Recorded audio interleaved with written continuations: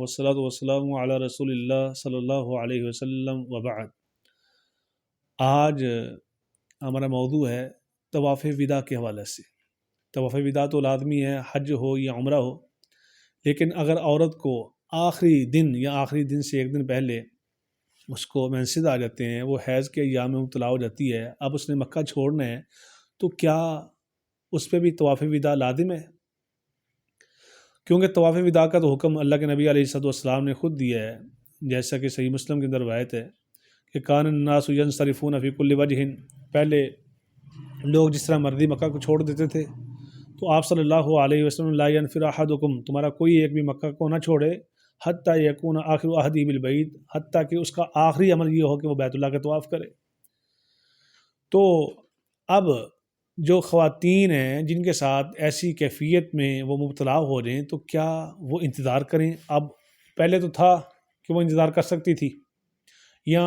جس قافلے نے واپس پلٹنا ہے اور اس قافلے کی وہ رکن ہے تو وہ کیسے اکیلی رکے؟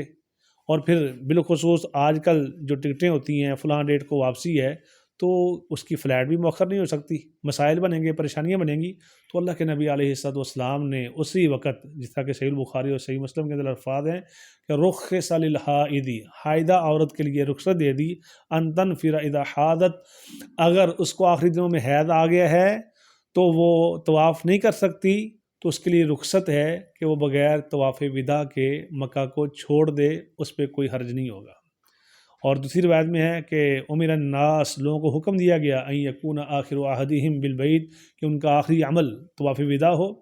الا انہ خفف عن المرأۃ الحائض، الا کہ وہ عورت جو ان ایام کے اندر مبتلا ہو گئی ہے اس کے لیے تخفیف ہے اور رخصت ہے۔ اور اس سلسلے میں ایک واقعہ بھی ہے، سیدہ صفیہ رضی اللہ تعالی عنہ جو زوجہ رسول رضی اللہ تعالی عنہ ہیں، سنن ابی داؤد کے اندر 2003 نمبر حدیث ہے کہ بیان کرتی ہیں کہ انہا حاضت، اللہ کے نبی علیہ السلام کے ساتھ یہ آئی ہوئی تھی تو یہ ان ایام میں مبتلا ہو گئی۔ فذکر ذلک للنبی صلی اللہ علیہ وسلم، یہ بات اللہ کے نبی علیہ السلام کو بتلائی گئی تو آپ نے فرمایا احابستنا ہی، اس کا مطلب یہ تو ہمیں روک لے گی، جب تک اس کے یہ ایام ختم نہیں ہوتے ہم سب رکے رہیں گے، اور جب یہ ان ایام سے فارغ ہوگی، فارغ ہونے کے بعد غسل کرنے کے بعد پھر یہ طواف کرے گی، پھر تب ہم نکلیں گے، 3 4 5 6 دن رک سکتے ہیں ہم، یعنی یہ ایک فکر لاحق ہو گئی۔ لیکن جب لوگوں نے جواب دیا، عرض کیا انہا قد افاضت، اللہ کے رسول صلی اللہ علیہ وسلم اس نے اس دن 10 ذو الحجہ کو طواف افاضہ کر لیا تھا۔ تو جب آپ صلی اللہ علیہ وسلم نے یہ سنا کہ اس نے طواف افاضہ کر لیا ہوا ہے، اس سے پہلے طواف کر چکی ہیں، تو ہمیں فلا اذن، پھر کوئی حرج کی بات نہیں ہے، یہ پریشان بھی نہ ہو،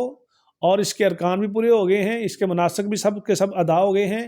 تو یہ عورت اسی کیفیت میں ہمارے ساتھ نکل جائے اور مکہ کو چھوڑ دے، اس کے اوپر طواف وداع لازمی نہیں ہے۔